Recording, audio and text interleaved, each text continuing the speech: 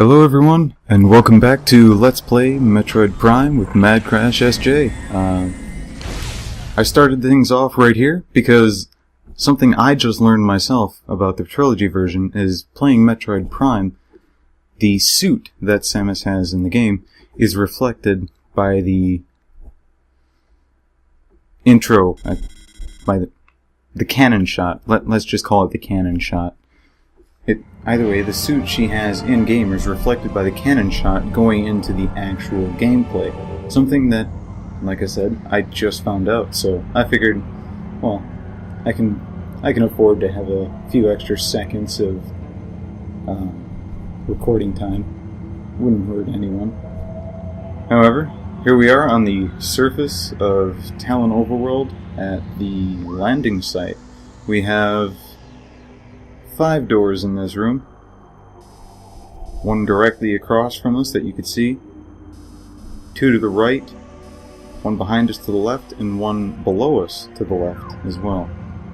One ahead of us, one to the right, the other one to the right, which is up on a ledge that we cannot get. However, utilizing a glitch in the original Metroid Prime NTSC, or the non-player's choice version, you would be able to get up there using a trick known as the scan jump, I think. Pretty sure it was the scan jump. But, either way, we can no longer get up there early. Well, earlier than we were meant to. And so, instead, first door that we saw was the one right in front of us. So let's head over there, see what's available for us to see. We can scan some of this plant life here. You gotta get right under it though. Glowing spider vine, bioluminescence. Oh. See, that's pretty cool, I think. Alright, out of scanning range. We actually get a... Oh, actually, let me just jump back down here. I can make my way back up there easy enough. For our gunship, we now have a red scan icon. Red is important. New research entry. The Hunter class gunship registered to Samus Aran. Again, it kinda breaks the fourth wall, but hey, the game is informative about itself, and I'm hoping to be informative about the game in turn, so expect a lot of scanning, but I'll probably abbreviate most of the research entries and everything else like that. So back up to this ledge. I love this music right here. It's a fantastic remix, actually, of the Brinstar theme from the original Metroid. So, let's open this door, scan visor on, see what we have here. Creatures entry. Seedling. Basically, these things are going to be shooting little needles at you. I'm pretty sure they don't track in on you, but they can hit you from quite a ways away, seeing as if you if you look through the little text box at the bottom of the screen, you can see one that's actually preparing to fire at us right now. Oh, they do track.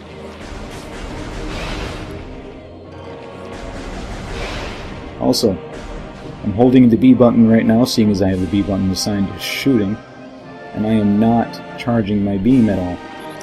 We already have that research entry. I'll scan this, and the creature's entry. Tangleweed. Basically, it just slows you down more than anything else.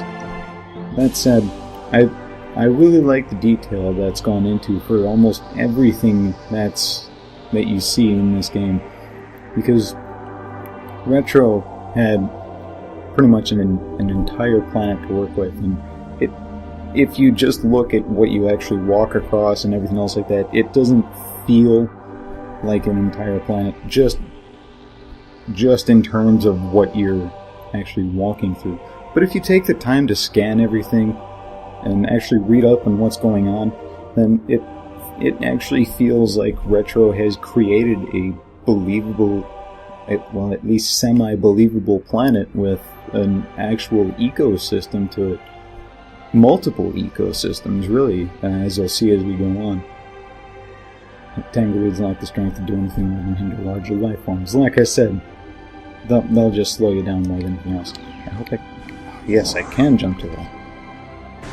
So yeah, 3 power beam shots to take out the seedlings. You can go ahead, jump up, get your small energy. You can fire at the tangleweed to make it retract into the ground, like so. But it doesn't really do much other than just have it retract. It'll come right back up later. Now right here, we have something very large. And instead of just going to it right now, I'll give you this little sneak peek, and let's head back the way we came. Because it is important, yes, but it's also something that that we're going to see later, no matter what, anyway. So let's head back down, see if there's anything new for us down here. I forgot this was this deep. Way to make it look like you don't know the game as well as you do, Crash. Way to go. Alright, down here, that door that was below us and to the left that I was talking about, can come through here. Let's bring the scan visor up. More things to scan. These are just the blast caps. They're sort of like natural mines, I guess, because when you shoot them off or when you when you collide with them, they explode into a toxic gas. Yeah, like it says right here. Poison flash detonates from some even slight contact. So pretty much anything physical. The beams themselves aren't going to set it off, except for some of the later ones, because one of the beams you get later is much more powerful than the power beam. The biggest draw for the power beam is that it's quick and it's your default. It's not going to be resisted by very many enemies. That said, the enemies that do resist it, almost any other weapon is viable, if not necessarily preferred for that particular enemy. So, we already checked out 2 of the 3 doors that are accessible to us, and now let's go to the last one that's there.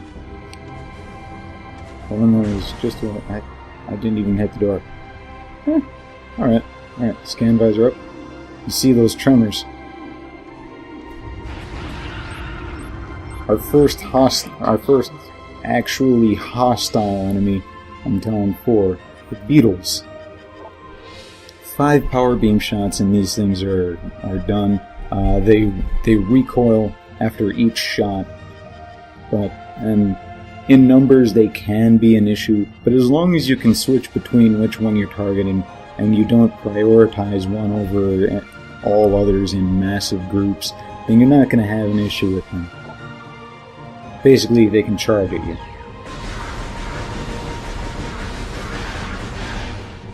I could have sworn there was a third one. I guess not. Dark regions. Okay, so it's a fairly typical fungus. Tallon fern, Solitamensis. Commonly found near water sources. The fact that it deliberately says non-toxic variety, again, going back into what I was saying during episode 1, a lot of foreshadowing. Ooh, something else to scan. But yeah, a lot of foreshadowing. Guidestone for this. Bioluminescent weed. Okay. Pretty much it just provides light here. That's about all it does. And you can see the little change in color that's meant to be the light from this little stem. Rather ingenious, I think. And again, it makes Tallon IV feel a little more alive, I think. So, again, like I said, expect a lot of scanning because I want to be as comprehensive with this as I can. I'm not trying to rip off of them, but the thing is, I was very inspired by the Let's Players, Chugga Conroy, Proton John, and Nintendo Capri Sun. Together they actually have a collaborative channel called The Runaway Guys as well. So, yeah, those guys are a big inspiration for me as far as making Let's Plays. And so, like with Chugga Conroy, he's very comprehensive, and any game he does, very well researched.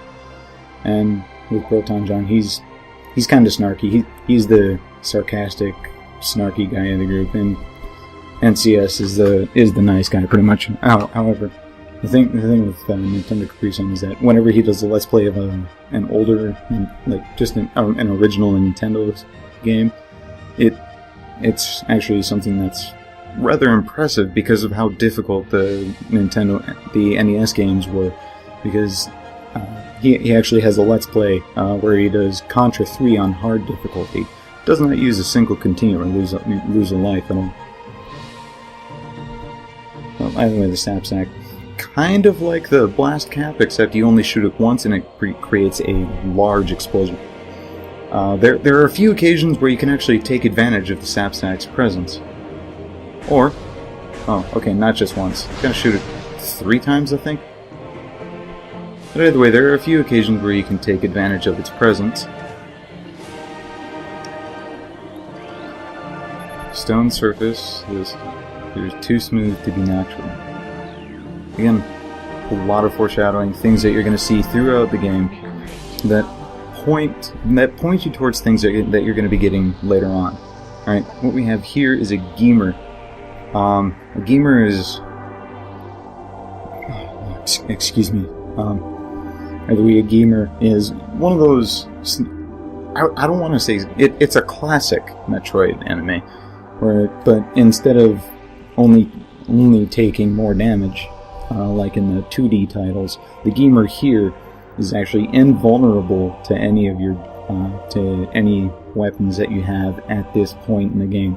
It does become vulnerable to other weapons later, but right now there's nothing you can do to harm it, so you just have to avoid it. Evolutionary offshoot of the Zoomer family. Well, I guess I kind of scanned them out of order, but well, deep into its armored characters. Pretty much, I guess it plays Turtle, except unlike the Koopa, it actually has a viable defense as well while it's playing Turtle.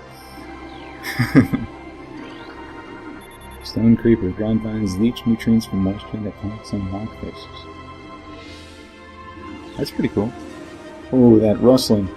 If ever you're just wandering around somewhere, low lighting conditions or whatever else, make sure you're paying attention for something like that. Seeing as that's the sound that the Blast Cat makes. Now this right here is the Zoomer. It can walk around, but it does not have retractable spikes like the Gemer, nor is it invulnerable to the power beam.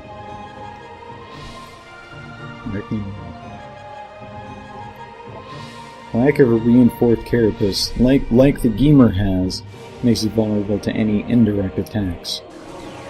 Like so. 3 power beam shots, and the Zoomer is done. So, let's head on over.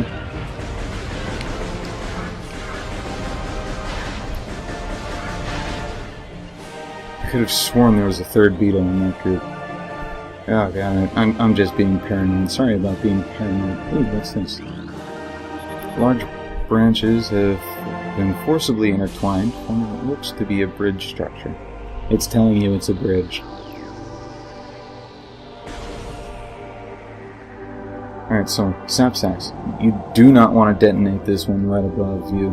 So, pretty much just focus fire on the Zoomer if you don't want to just wait for it to avoid it, like I did with that second one. And then just head through this door, and here we have an elevator.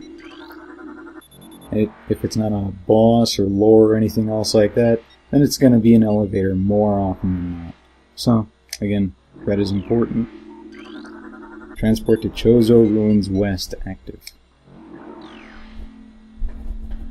Step into the hologram, and let's go. Now something I like about this is how it uses, well, quite blatantly, this is a loading screen, but I like how it takes the time to actually make the loading screens not quite as obvious as actually saying that they're loading screens. You don't have to scan this, but you can if you want to. Tallon Overworld North was where we just came from. That hologram would have come up no matter whether we had scanned that red one or not. So, let's head on through the door, through this tunnel. And here we have it. Just like that. There actually really are ruins.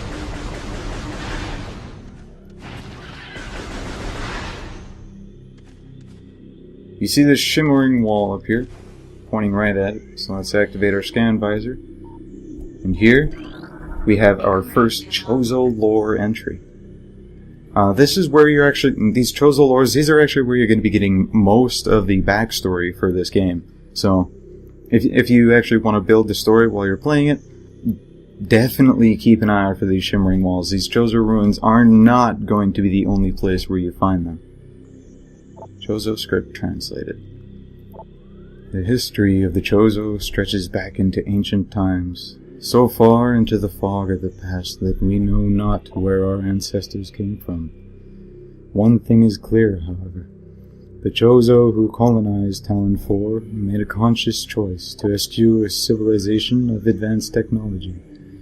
We Chozo chose to live here in harmony with nature, guarded by the providence of the universe. We believe we will spend peaceful days here and plan to leave our words from time to time.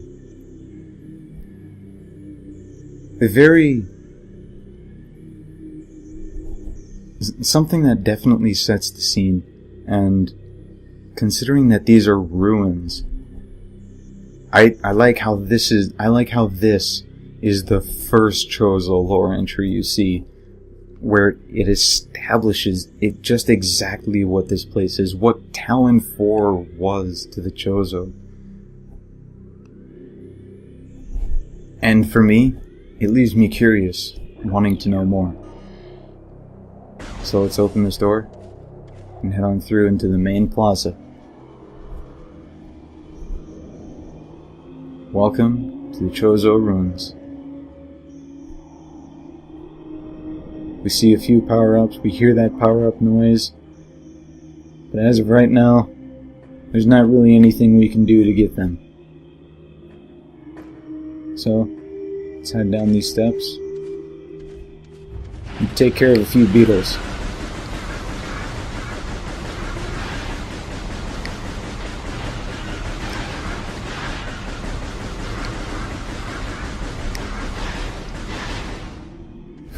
That took a lot more power beam fire than I expected it would. Either way, I like the energy. We don't really need the energy. What's this? Passageway to Shrine. Oh, a research entry. I'm glad I have the scan visor up. You're not always going, because there are a few things that you're not always going to be able to get as far as your research entries. I'm sorry that I'm stuttering over my words so much. Excuse me. Blast Shield. Blast Shield is invulnerable to beam weapons, so explosive weapons may damage it. Now, you're thinking explosive, you might think morphball bomb or missiles. The latter is correct. There are no bomb doors in this game, and true to the scan, we can't do anything to it. We can see missile expansion up there, one up there. But we don't have the means to get it. We don't even have a morph ball at all. So there's nothing we can do except just go up these massive steps. Hopefully without falling back down again. And we can go ahead and explore more of this room, but there's only so far we're going to be getting in any one direction. So let's head down here, because it's the first accessible door for us. Oh, almost forgot to scan. Scarabs.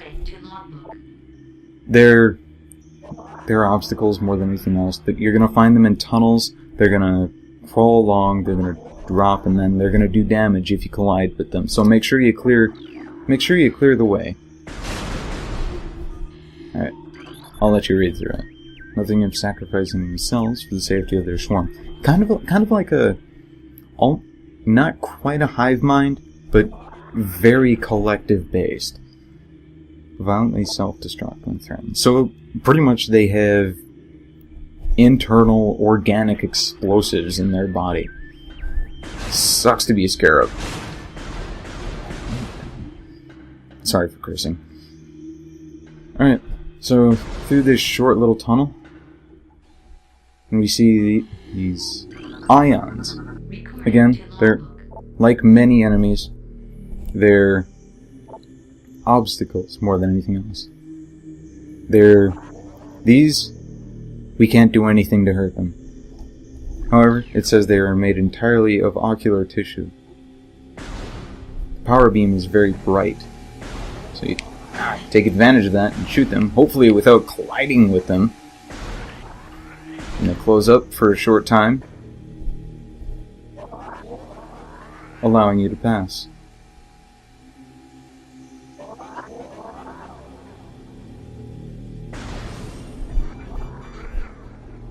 We have another humming power-up.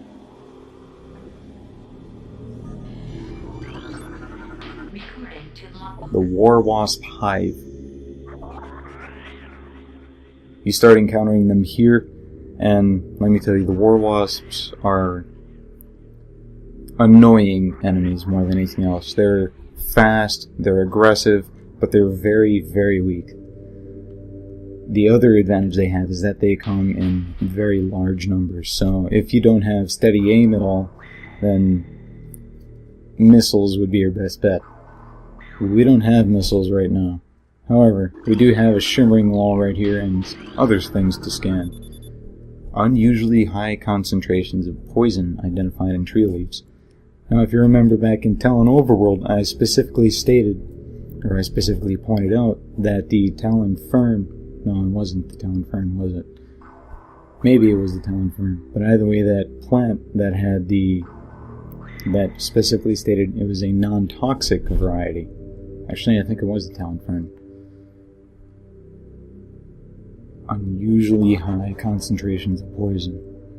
As I have said back in episode 1, and as I have said before in this episode, and as I'm repeating now, foreshadowing. Lots and lots of foreshadowing in this game, and I absolutely love how well it does it. Elevated toxicity levels found in the tree bark indicate a poisoned water source within 4 meters of the tree base. Alright, back to the combat visor. You see on the left that exclamation mark that went up when we were by fire? It doesn't go up here. Then again, it's not in any immediate... Whoa! Beetles! I forgot about these buggers here. Either way, Shimmering Wall, our second Chozo lore entry. Chozo script translated.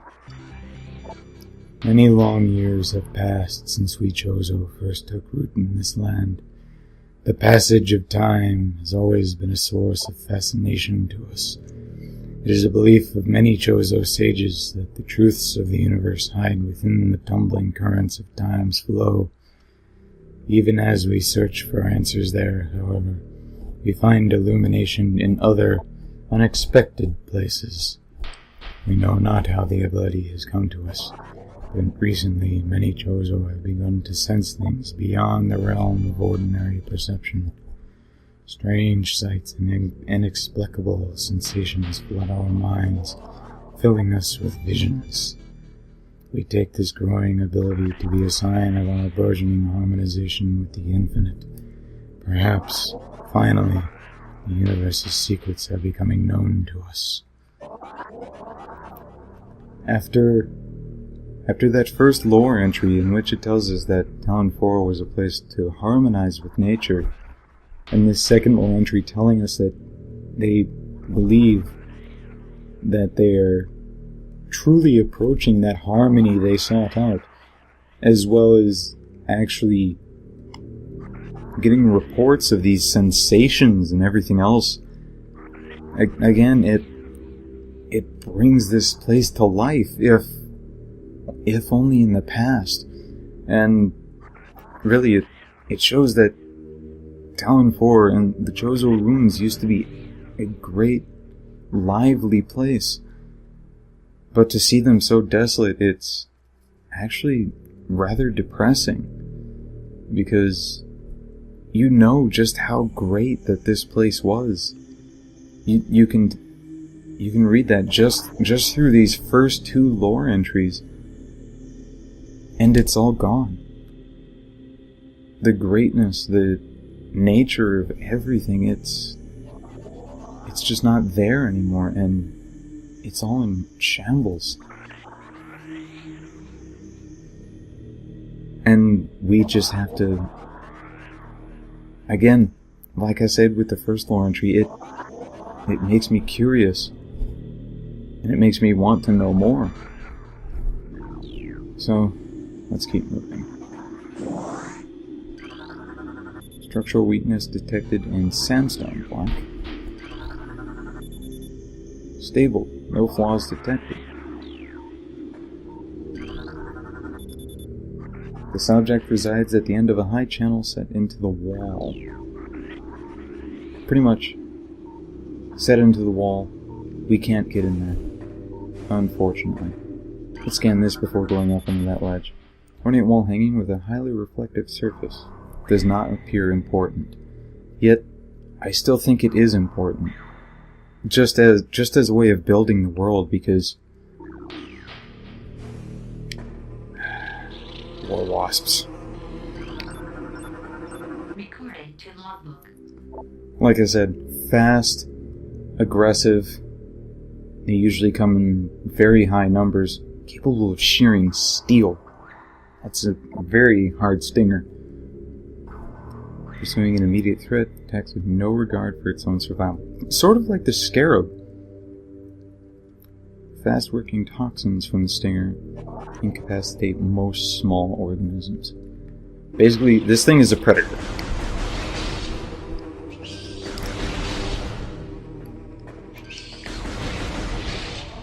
Luckily, they have a very high stun rate. So now, back to this little ornamental thing. We walk up to it, and we see Samus. We don't see the visor actually bobbing, but we see her just rising up and falling slightly. You can see how the reflection turns. We can see the lack of the shoulders that would be there with the Varia suit. We can't see the arm cannon though. So, we could head through this door, but this one is only just out of the way. So let's get ourselves to a safe station. And we already scanned the one back on the pirate frigate, so we don't have to scan any others. So, thank you for watching. This has been episode 3 of Mad Crash SJ's Let's Play of the Metroid Prime trilogy. I'll see you next time. Mad Crash SJ, out.